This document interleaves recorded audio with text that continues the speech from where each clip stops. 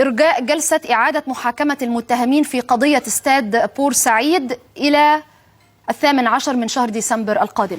قرر المستشار محمد رزق رئيس المحكمة المختصة بقضية المتهمين في أحداث استاد بورسعيد ومقرها أكاديمية الشرطة بالقاهرة تأجيل إعادة محاكمة 11 متهما في أحداث مذبحة بورسعيد لجلسة 18 من شهر ديسمبر القادم، وهذا لسماع الشهود. وكانت جلسة اليوم شهدت حالة من الفوضى والمشادات ما بين محامي الدفاع عن شهداء ألتراس أهلاوي والمتهمين في القضية.